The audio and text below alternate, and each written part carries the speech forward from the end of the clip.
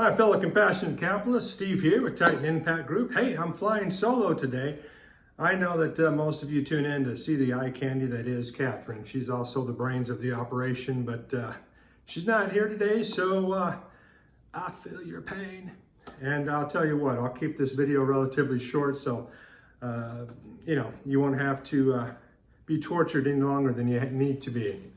Hey, in 79 AD, Mount Vesuvius erupted, thus covering and eventually ending the entire civilization that was in Pompei.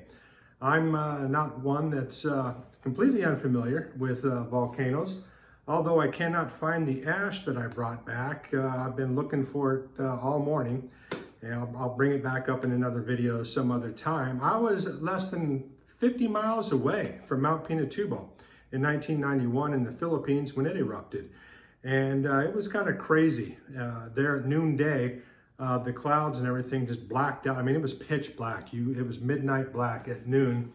And we knew something major was happening. So we went and kind of all got into our little houses and shut everything down and everything. And of course, in the Philippines, they have these rolling brownouts as far as the electrical system at that particular time. And you were lucky to get 1 or 2 hours of electricity every single day. Well, about 3 o'clock in the morning, when we're all sleeping, the electricity came on, and thus all the fans came on, and we were covered in ash and choking on it, burning our eyes and everything else like that. Really didn't know what was going on until obviously daylight came, and we saw that it basically snowed ash. And even back then, you had environmentalists talking about how bad mankind was polluting the earth. And I just thought it was kind of funny that Mount Pinatubo, in that one eruption, put more pollutants in the air than all the man-made pollution since the beginning of time combined. So what does this have to do with history notes and actual distressed mortgages that we're concerned with today? Well, the whole lesson is that whether or not disasters are man-made, or whether they're natural, or whether sometimes man-made disasters turn into natural disasters, one thing is clear. We do not have the ability to change the consequences once something is in motion. However, what we do have the ability to is we have absolute control over how we react to the consequences. And it does seem a little frustrating that since the world decided to take an entire year off, customer service nowadays, my God, very, very frustrating. I know that many of you are feeling that way as well. There's so many of us that just want to get back to work, just want to get back to paying the mortgage, get back to eating out and things like that. And it just seems like every time we get revved up and ready to go, something comes and kicks us down. Well, I'm here to tell you that even though entire civilizations have been wiped out in the past, the one consistent thing when it comes to human nature is that humans do persevere, that they do wait it out, they then clean up, and they move forward. And yes, that means that some civilizations are forgotten about.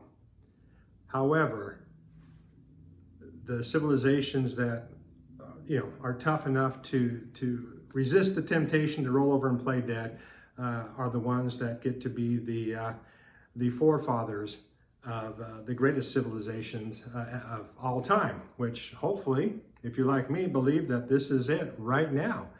And that if we perpetuate that into the future, that of course the future generations will just continue to get better and better. So I just wanted to give that little thought to you today. I told you the video would be relatively quick.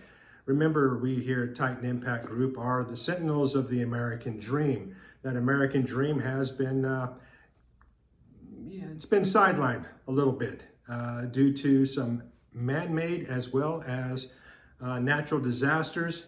But hey, we're cleaning up. We're getting ready to clean up here. The moratoriums will be lifted. We will be able to help people get their mortgages caught up, and banks will be able to continue to lend money to those who need it, and the economy will keep going.